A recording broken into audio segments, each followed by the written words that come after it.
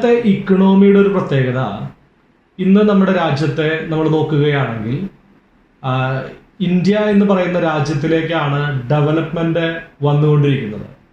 ലോകം മുഴുവൻ ഉറ്റുനോക്കിക്കൊണ്ടിരിക്കുന്നത് ഇന്ത്യയെയാണ്.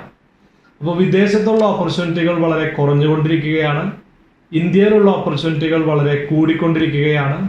കൂടാതെ പ്രൈവറ്റൈസേഷൻ വളരെയധികം വന്നുകൊണ്ടിരിക്കുകയാണ്. പല ഗവൺമെന്റ് സെക്ടറുകളും പ്രൈവറ്റൈസേഷൻ നടത്തിക്കൊണ്ടിരിക്കുകയാണ്. കാരണം കോമ്പറ്റിറ്റീവ് ആവണമെന്നുണ്ടെങ്കിൽ ഈ പറയുന്ന പ്രൈവറ്റ് സെക്ടറുകളായി മാറണം എന്നുള്ള രീതിയിലേക്കാണ് രാജ്യം മുന്നോട്ട് പോയിക്കൊണ്ടിരിക്കുന്നത്. ബാങ്ക് എന്ന് പറയുന്നത് നമ്മൾ പഠിക്കുന്നത് ഫിനാൻസ്, കൊമേഴ്സുമായിട്ട് ബന്ധപ്പെട്ടിട്ടുള്ള മേഖലയായിട്ടാണ് നമ്മൾ കൺസിഡർ ചെയ്യുക. എന്നാൽ നിങ്ങളൊന്ന് നോക്കിയാൽ കാണാം, ഇന്ന് ബാങ്കിങ് സെക്ടറുകളിൽ അല്ലെങ്കിൽ ബാങ്കുകളിലേക്ക് ജോബ് നോക്കുന്ന കുട്ടികൾ എന്ന് പറയുന്നത് കൊമേഴ്സ് കഴിഞ്ഞ കുട്ടികൾ മാത്രമല്ല, ഏത് സ്ട്രീമിൽ നിന്നുള്ള കുട്ടികളും ഇന്ന് ബാങ്കിങ് സെക്ടറിലേക്ക് കടന്നുകൊണ്ടിരിക്കുകയാണ്.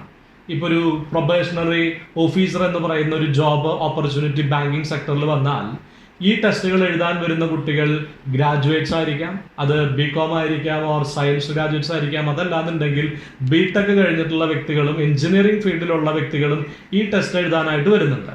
അങ്ങനെ വരുമ്പോൾ ഇന്ന് കൊമേഴ്സ് പഠിക്കുന്ന കുട്ടികൾ ഒരു ബാങ്കിങ് സെക്ടറിലേക്ക് കടക്കണമെന്നുണ്ടെങ്കിൽ അയാൾ കുറച്ചും കൂടെ കോമ്പറ്റിറ്റീവായി മാറുകയാണ്. ടെസ്റ്റുകൾ എഴുതാൻ വരുന്ന കുട്ടികളുമായിട്ട് കോമ്പീറ്റ് ചെയ്യാനുള്ള കപ്പാസിറ്റി ബിടെക് കഴിഞ്ഞ ആൾക്കാരോടോ BSc കഴിഞ്ഞ ആൾക്കാരോടോ മാത്സ് പോലുള്ള സബ്ജക്റ്റുകളിൽ കോമ്പീറ്റ് ചെയ്യാനുള്ള എബിലിറ്റി ചിലപ്പോൾ ഈ പറയുന്ന കൊമേഴ്സ് സ്റ്റുഡൻസിന് ഉണ്ടാവണം എന്നില്ല. ഇതാണ് ഈ പറയുന്ന ബാങ്കിങ് സെക്ടറിൽ കൊമേഴ്സ് സ്റ്റുഡൻസ് ഫേസ് ചെയ്യാൻ പോകുന്ന അടുത്ത പ്രശ്നം. നെക്സ്റ്റ്, ബാങ്കിങ് സെക്ടറുകൾ ഈ പറയുന്ന മെർജറുകൾ നടക്കും തോറും സെക്ടറുകളുടെ എണ്ണം കുറയുകയാണ്. കാരണം കുറേ അധികം ബാങ്കുകൾ ഉണ്ട് എന്നുണ്ടെങ്കിൽ നിങ്ങൾക്ക് കുറേ അധികം ഓപ്പർച്യൂണിറ്റികൾ ഉണ്ടായിരുന്നേനെ. പക്ഷെ ഇവിടെ ബാങ്കുകളുടെ എണ്ണം കുറയുകയാണ്. ബാങ്കുകളുടെ എണ്ണം കുറയുമ്പോൾ അവർക്ക് വേണ്ട റിക്വയർഡ് ആയിട്ടുള്ള സ്റ്റാഫിന്റെ സ്ട്രെങ്ത്തും ഓട്ടോമാറ്റിക്കായിട്ട് കുറയും. അപ്പോൾ ബാങ്ക് ഏരിയകളിൽ എംപ്ലോയ്മെന്റ് ഓപ്പർച്യൂണിറ്റി കുറഞ്ഞുകൊണ്ടിരിക്കുകയാണ്. പക്ഷെ മുമ്പ് പറഞ്ഞ പോലെ തന്നെ ജോബ് കിട്ടാത്ത എല്ലാ സ്ട്രീമിലുള്ള കുട്ടികളും ഇപ്പോൾ കൺസിഡർ ചെയ്യുന്ന ഒരു മേഖലയായി മാറിക്കൊണ്ടിരിക്കുകയാണ് ഈ പറയുന്ന ബാങ്കിങ് സെക്ടർ എന്ന് പറയുന്നത്. ഇന്ന് വളരെയധികം കുട്ടികൾ ബാങ്കിങ് സെക്ടറിലേക്കും ഗവൺമെന്റ് സെക്ടറിലേക്കും, അതായത് PSC ടെസ്റ്റുകൾ എഴുതുന്നതിന് കുട്ടികളെ പ്രേരിപ്പിക്കുന്ന കാര്യം അവിടെ കിട്ടുന്ന സാലറിയാണ്. എന്നാൽ ആക്ച്വലി ഈ സാലറി നിങ്ങൾക്ക് ജീവിതത്തിൽ നിങ്ങൾക്ക് ആഗ്രഹിക്കുന്ന കാര്യങ്ങൾ നേടുന്നതിന് വേണ്ടിയിട്ടുള്ള സാലറി ഈ സെക്ടറുകളിൽ നിന്ന് ലഭിക്കുന്നുണ്ടോ എന്നുള്ളതാണ് നിങ്ങൾ ചെക്ക് ചെയ്യേണ്ട കാര്യം. പ്രത്യേകിച്ച് ഒരു ബാങ്കിങ് സെക്ടറിൽ ജോബ് കിട്ടിയ വ്യക്തിക്ക്, അതല്ലാന്നുണ്ടെങ്കിൽ ഗവൺമെന്റ് സെക്ടറിൽ ജോബ് കിട്ടുന്ന ഒരു കുട്ടിക്ക് കിട്ടുന്ന സാലറി എന്ന് പറയുന്നത് മേ ബി 40 മുതൽ 50,000 സാലറി ഒക്കെ ആവും ആവറേജ് സാലറി കിട്ടുന്നുണ്ടാവും. എന്നാൽ ഇത് നിങ്ങളുടെ ജീവിത നിലവാരം, നിങ്ങൾ ഇപ്പോൾ ജീവിച്ചുകൊണ്ടിരിക്കുന്ന ഒരു ലെവലിൽ വെച്ചിട്ട് നിങ്ങൾക്ക് ചിലപ്പോൾ അതൊരു ഹൈ സാലറി ആയിരിക്കാം. എന്നാൽ കുറച്ചും കൂടെ നിങ്ങളും നിങ്ങളുടെ ഫാമിലിയും പ്ലസ് നിങ്ങളുടെ ആഗ്രഹങ്ങളായിട്ടുള്ള ഒരു കാറ് വാങ്ങണം, വീട് വെക്കണം എന്നിങ്ങനെയുള്ള ആഗ്രഹങ്ങൾ ഫുൾഫില്ല് ചെയ്യാനായിട്ട് ഒരിക്കലും ഈ പറയുന്ന ജോബുകൾ നിങ്ങളെ സഹായിക്കുകയില്ല. അപ്പോൾ നിങ്ങൾക്ക് ജീവിതത്തിൽ ഉയർന്ന ജീവിത മൂല്യം ക്രിയേറ്റ് ചെയ്യുകയും നിങ്ങൾ ആഗ്രഹിക്കുന്ന കാര്യങ്ങൾ ജീവിതത്തിൽ നേടണം എന്ന് ആഗ്രഹിക്കുന്നുണ്ടെങ്കിൽ നിങ്ങൾക്ക് കൊമേഴ്സിൽ സെലക്ട് ചെയ്യാവുന്ന 3 പ്രൊഫഷണൽ കോഴ്സുകളുണ്ട്. അതിലൊന്ന് CMA ആണ്, മറ്റൊന്ന് CS ആണ്, മറ്റൊന്ന് CA ആണ്. എന്നാൽ ഏറ്റവും ചുരുങ്ങിയ കാലയളവ് കൊണ്ട്, എന്നാൽ പഠിക്കാൻ കുഴപ്പമില്ലാത്ത രീതിയിൽ ഒരു ഏവറേജ് ലെവലിലുള്ള സ്റ്റഡി കൊണ്ട് നിങ്ങൾക്ക് ക്വാളിഫൈ ചെയ്യാവുന്ന കോഴ്സാണ് cost and management accountancy, CMA എന്ന് പറയുന്ന കോഴ്സ്.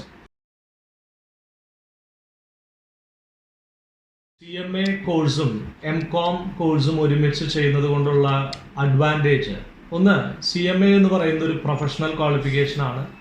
ദെൻ MCOM എന്ന് പറയുന്നത് ഒരു പോസ്റ്റ് ഗ്രാജുവേഷൻ ആണ്. ദെൻ ഈ കോഴ്സുകൾ ഒരുമിച്ച് കുട്ടികൾ ചെയ്യുന്നതിൻ്റെ ഉദ്ദേശം എന്ന് പറയുന്നത്, പലപ്പോഴും CMA പഠിക്കുന്ന കുട്ടികൾക്ക് ആ ക്വാളിഫിക്കേഷൻ ഒരു ടെൻഷനാണ്. ക്വാളിഫൈ ചെയ്യാനായിട്ട് പേടി പലപ്പോഴും കുട്ടികൾ ടെൻഷൻ അടിക്കുന്നുണ്ട്. അപ്പോൾ ഈ ടെൻഷൻ ഒഴിവാക്കാൻ വേണ്ടിയിട്ടാണ് നിങ്ങൾക്ക് CMAയോടൊപ്പം പോസ്റ്റ് ഗ്രാജുവേഷനും കൂടെ നിങ്ങൾക്ക് ഒരുമിച്ച് ചെയ്യാനായിട്ട് പറ്റും. അപ്പോൾ സാധാരണ രീതിയിൽ ഒരു ബികോം കഴിഞ്ഞ കുട്ടി 2 വർഷം കൊണ്ട് PG നേടുന്നതിന് വേണ്ടിയിട്ടാണ് പലപ്പോഴും ശ്രമിക്കാറുള്ളത്. എന്നാൽ ഈ PG പഠിക്കുന്നതിന് പകരം നിങ്ങൾ അതിനോടൊപ്പം CMA എന്ന് പറയുന്ന കോഴ്സും കൂടെ ആഡ് ഓൺ ചെയ്തുകൊണ്ട് പഠിക്കുകയാണെങ്കിൽ നിങ്ങൾക്കൊരു പ്രൊഫഷണൽ ക്വാളിഫിക്കേഷൻ നേടാനായിട്ട് സാധിക്കും. എന്നാൽ CMAയിൽ പഠിക്കുന്ന അതേ സബ്ജക്റ്റുകൾ തന്നെയാണ് നമ്മൾ MCOMലും പഠിക്കുന്നത്. അപ്പോൾ നിങ്ങളുടെ PG നിങ്ങൾക്ക് സൈഡിലൂടെ കൊണ്ടുപോയിക്കൊണ്ട് അത് നേടാനായിട്ട് സാധിക്കും. അതേപോലെ ഒരു എഫേർട്ട് എടുത്താൽ നിങ്ങൾ ക്ലാസ് കഴിഞ്ഞ് ഒരു 2-3 മണിക്കൂറൊക്കെ ഒരു ദിവസം പഠിക്കാനായിട്ട് തയ്യാറാവുകയാണെങ്കിൽ നിങ്ങൾക്കൊരു പ്രൊഫഷണൽ ക്വാളിഫിക്കേഷൻ നേടാനായിട്ട് ഹെൽപ്പ് ചെയ്യും. പക്ഷേ ഈ ഓപ്പർച്യൂണിറ്റികൾ നിങ്ങൾ ഗ്രാബ് ചെയ്യണമെന്നുണ്ടെങ്കിൽ നിങ്ങൾ ഈ സമയത്ത് നിങ്ങളുടെ ലൈഫിന്റെ ഏറ്റവും പ്രൈം ടൈം ആയിട്ടുള്ള അടുത്ത 2.5 വർഷം നിങ്ങൾ എഫേർട്ട് എടുക്കാനായിട്ട് തയ്യാറാവണം. ആ എഫേർട്ട് എടുക്കുന്നത് നിങ്ങൾക്കൊരു പ്രൊഫഷണൽ ക്വാളിഫിക്കേഷൻ നേടിത്തരും. ആ ക്വാളിഫിക്കേഷനാണ് കോസ്റ്റ് ആൻഡ് മാനേജ്മെന്റ് അക്കൗണ്ടന്റ് എന്ന് പറയുന്ന ക്വാളിഫിക്കേഷൻ. ദെൻ നിങ്ങൾക്ക് ടെൻഷൻ ഒഴിവാക്കാൻ വേണ്ടിയിട്ടാണ് നമ്മൾ സൈഡിലൂടെ PGയും വെക്കുന്നത്. നിങ്ങൾക്ക് നഷ്ടപ്പെടാനൊന്നുമില്ല. കാരണം ഒരു ഗ്രാജുവേഷൻ കഴിഞ്ഞ് നിങ്ങൾക്ക് നെക്സ്റ്റ് സ്റ്റെപ്പ് പോസ്റ്റ് ഗ്രാജുവേഷൻ ആണ്. ആ പോസ്റ്റ് ഗ്രാജുവേഷൻ നിങ്ങൾക്ക് 100% ഷുവറിൽ നേടാനായിട്ട് സാധിക്കും. പക്ഷെ നിങ്ങൾ നിങ്ങളുടെ ലൈഫിൽ ഒരു എഫേർട്ടും കൂടെ എടുത്തു കഴിഞ്ഞാൽ നിങ്ങൾക്ക് CMA എന്ന് പറയുന്ന ക്വാളിഫിക്കേഷനും കൂടെ നേടാം. കമ്പനി ഒരു ചെറിയ ലെവലിലാണ് വർക്ക് ചെയ്യണമെന്നുണ്ടെങ്കിൽ ആ കമ്പനിയുടെ അക്കൗണ്ട്സുകൾ ഹാൻഡിൽ ചെയ്യാനുള്ള കപ്പാസിറ്റി ചിലപ്പോൾ ഒരു ഗ്രാജുവേറ്റ്സിനോ അതല്ലാന്നുണ്ടെങ്കിൽ ഒരു പോസ്റ്റ് ഗ്രാജുവേറ്റ്സിനോ ഉണ്ടാവും. ആ സമയത്ത് ചിലപ്പോൾ അവർക്ക് കൊടുക്കുന്ന സാലറി എന്ന് പറയുന്നത് 10,000 റുപ്പീസോ 15,000 റുപ്പീസോ മാക്സിമം 20,000 സാലറിയിലായിരിക്കും ഈ പറയുന്ന ഗ്രാജുവേറ്റ്സിനെയും പോസ്റ്റ് ഗ്രാജുവേറ്റ്സിനെയും കമ്പനി റിക്രൂട്ട് ചെയ്യുന്നുണ്ടാവാം. എന്നാൽ ഈ കമ്പനി വളർന്ന് വലിയ ഓർഗനൈസേഷനുകളായി മാറിയാൽ പിന്നെ ആ കമ്പനിയുടെ സ്ട്രക്ചറിൽ ആകെ കോംപ്ലിക്കേറ്റഡ് ആയിട്ടുള്ള സ്ട്രക്ചറായി മാറും. ആ കമ്പനി കൂടുതൽ GSTയുമായി ബന്ധപ്പെട്ടുള്ള കാര്യങ്ങൾ ഹാൻഡിൽ ചെയ്യേണ്ടതായിട്ട് വരും. ഫിനാൻസിന്റെ എല്ലാ സാങ്കേതിക ലെവലുകളിലേക്കും ആ കമ്പനി പോകേണ്ടതായിട്ട് വരും. അപ്പോൾ കമ്പനിയുടെ ഇന്റേണൽ കൺട്രോള് അതേപോലെ ഫിനാൻഷ്യൽ കൺട്രോള് ഇതൊക്കെ മാനേജ് ചെയ്യാനായിട്ട് ചിലപ്പോൾ ഒരു ഗ്രാജുവേറ്റ്സിനോ പോസ്റ്റ് ഗ്രാജുവേറ്റ്സിനോ ചിലപ്പോൾ കഴിഞ്ഞെന്ന് വരില്ല. ഈ സമയങ്ങളിലാണ് കമ്പനികൾ അവരുടെ അക്കൗണ്ട്സുകൾ ഹാൻഡിൽ ചെയ്യുന്നതിന് പ്രൊഫഷണൽ ക്വാളിഫിക്കേഷൻ നേടിയിട്ടുള്ള ചാർട്ടേഡ് അക്കൗണ്ടൻസിനെയോ ഓർ കോസ്റ്റ് ആൻഡ് മാനേജ്മെന്റ് അക്കൗണ്ടൻസിനെയോ അപ്പോയിന്റ് ചെയ്യുന്നുണ്ടാവാം. അപ്പോൾ ഒരു കോസ്റ്റ് ആൻഡ് മാനേജ്മെന്റ് അക്കൗണ്ടന്റിന്റെ ജോബ് എന്ന് പറയുന്നത് ഇതേപോലുള്ള ബിഗ് ഓർഗനൈസേഷനുകളിൽ finance manager, finance controller, internal auditor, cost controller, chief financial officer ഇങ്ങനെയുള്ള ഹൈ പെയ്ഡ് സാലറീസ് ഉള്ള പോസ്റ്റുകളിലേക്ക് കമ്പനീസ് റിക്രൂട്ട് ചെയ്യുന്നുണ്ടാവുക ചാർട്ടേഡ് അക്കൗണ്ടൻസിനെയോ കോസ്റ്റ് ആൻഡ് മാനേജ്മെന്റ് അക്കൗണ്ടൻസിനെയോ ആയിരിക്കും. സ്വന്തമായിട്ട് ജോബ് നോക്കണം, ഒരു എന്റർപ്രണറായി മാറണം എന്നുള്ള ആഗ്രഹമാണെന്നുണ്ടെങ്കിൽ നിങ്ങൾക്ക് സ്വന്തമായി CMA കഴിഞ്ഞ ആൾക്കാർക്ക് പ്രാക്ടീസ് ചെയ്യാം. അത് പ്രാക്ടീസ് ചെയ്യുന്നതിനുള്ള സ്കോപ്പും CMA ക്വാളിഫൈ ചെയ്ത വ്യക്തികൾക്കുണ്ട്. ഒരിക്കലും MCOM കഴിഞ്ഞ ആൾക്കാർക്കോ ഈ പറയുന്ന ഗ്രാജുവേഷൻ കഴിഞ്ഞ വ്യക്തികൾക്കോ ഈ പറയുന്ന പ്രാക്ടീസിങ് സ്കോപ്പുകൾ ഒരിക്കലും ഉണ്ടാവണം എന്നില്ല. 2 രീതിയിലാണ് പ്രാക്ടീസിങ് സ്കോപ്പ് വരുന്നത്. ഒന്ന്, നിങ്ങൾക്ക് ക്ലയന്റ് ആയിട്ട് വരുന്ന വ്യക്തി നിങ്ങളുടെ ക്വാളിഫിക്കേഷൻ എന്താണെന്നുള്ളത് കൺസിഡർ ചെയ്യും. നിങ്ങളൊരു മാനേജ്മെന്റ് കൺസൾട്ടന്റ് ആയി ഇരിക്കുകയാണെന്നുണ്ടെങ്കിൽ മാനേജ്മെന്റ് കൺസൾട്ടന്റിന് പ്രത്യേകിച്ച് ക്വാളിഫിക്കേഷൻ ഒന്നും നമ്മുടെ നാട്ടിൽ പറയുന്നില്ല. പക്ഷെ നിങ്ങളുടെ ക്ലയന്റ് ചിലപ്പോൾ നിങ്ങളുടെ ക്വാളിഫിക്കേഷൻ എന്താണെന്നുള്ളത് നോക്കും. നിങ്ങളൊരു CA കാരനാണോ CMA കാരനാണോ എന്ന് നോക്കിയിട്ട് മാത്രമേ നിങ്ങൾക്കൊരു ക്ലയന്റിനെ കിട്ടുന്നുണ്ടാവുള്ളൂ. അതുകൂടാതെ ഇന്ന് നിയമപ്രകാരം GST ഓഡിറ്റ് ആയിക്കോട്ടെ, അതേപോലെ പല കമ്പനീസ് ആക്ട് പ്രൊവിഷൻ ആയിക്കോട്ടെ, ഓർ ഏത് സെക്ടറിലുള്ള ഏത് ആക്ട് പ്രകാരമുള്ള ഓഡിറ്റിംഗ് സെക്ഷനുകൾ വരുമ്പോൾ കോസ്റ്റ് ഓഡിറ്റ്, GST ഓഡിറ്റ്, അതേപോലെ ബാങ്കുകളുടെ കൺകറന്റ് ഓഡിറ്റ്, സ്റ്റോക്ക് ഓഡിറ്റ്, ഈ പറയുന്ന ഓഡിറ്റിംഗ് സെക്ഷനുകളിലൊക്കെ ഒരു CA കാരനെയോ CMA കാരനെയോ ആണ് അപ്പോയിന്റ് ചെയ്യേണ്ടത് എന്നുള്ളതാണ് നിയമം. Except income tax act provision വന്നിട്ടുള്ളത് ചാർട്ടേഡ് അക്കൗണ്ടന്റാണ്. അപ്പൊ ഇൻകം ടാക്സിന്റെ പ്രൊവിഷൻ ഒഴിച്ച് ബാക്കി എല്ലാ ഓഡിറ്റിംഗ് സെക്ടറുകളിൽ CA കാർക്കും CMA കാർക്കും ഒരുപോലെ പ്രാക്ടീസ് ചെയ്യാനുള്ള സ്കോപ്പ് നമ്മുടെ നാട്ടിലുണ്ട്. അതിൽ കോസ്റ്റ് ഓഡിറ്റ് ചെയ്യാനായിട്ടുള്ള പവർ ഇന്ത്യയിൽ CMA കാർക്ക് മാത്രമേ ഉള്ളൂ. അപ്പോൾ നിങ്ങൾക്ക് സ്വന്തമായിട്ട് ഒരു പ്രാക്ടീസ് ചെയ്യാനുള്ള ഓപ്പർച്യൂണിറ്റിയും നിങ്ങൾക്ക് ഈ പറയുന്ന CMA ക്വാളിഫിക്കേഷൻ തരുന്നു. പ്രോഫിൻസ് സ്റ്റാർട്ട് ചെയ്തത് ഞാനും എൻ്റെ പാർട്ട്ണർ പ്രവീൺ കുമാറും കൂടിയിട്ടാണ്. ഞങ്ങൾ രണ്ടുപേരും 2009 ഡിസംബറിൽ CMA ക്വാളിഫൈ ചെയ്തതിന് ശേഷമാണ് ഞങ്ങൾ പ്രോഫിൻസ് സ്റ്റാർട്ട് ചെയ്തത്. അന്ന് CMAക്ക് പഠനം നൽകുന്ന അല്ലെങ്കിൽ CMAക്ക് നല്ലൊരു കോച്ചിങ് നൽകുന്ന നല്ലൊരു ഇൻസ്റ്റിറ്റ്യൂഷൻ തൃശ്ശൂരിൽ ഉണ്ടായിരുന്നില്ല. തൃശ്ശൂരിലല്ല, കേരളത്തിൽ പോലും ഉണ്ടായിരുന്നില്ല. അവിടെയാണ് ഞങ്ങൾ ഒരു തീരുമാനമെടുത്തത്. ഞങ്ങളുടെ ക്വാളിഫിക്കേഷൻ നേടിയതിന് ശേഷം മറ്റൊരു ഫീൽഡിലേക്ക് പോവാതെ CMAക്ക് കോച്ചിങ് കൊടുക്കുന്ന ഒരു സ്ഥാപനം സ്റ്റാർട്ട് ചെയ്യണമെന്നുള്ള ആഗ്രഹം ഞങ്ങൾ വളർത്തി. അങ്ങനെ ഞങ്ങൾ 2010-ൽ പ്രോഫിൻസ് എന്ന് പറയുന്ന സ്ഥാപനം സ്റ്റാർട്ട് ചെയ്തു. 2010-ൽ പ്രോഫിൻസ് സ്റ്റാർട്ട് ചെയ്യുമ്പോൾ ഏതാണ്ട് 100ഓളം സ്റ്റുഡൻസുകളാണ് പ്രോഫിൻസിൽ അന്ന് CMAക്ക് ജോയിൻ ചെയ്തത്. എന്നാൽ ഇന്ന് പ്രോഫിൻസിൽ 1000-ലധികം കുട്ടികളാണ് CMAക്ക് പഠിച്ചുകൊണ്ടിരിക്കുന്നത്.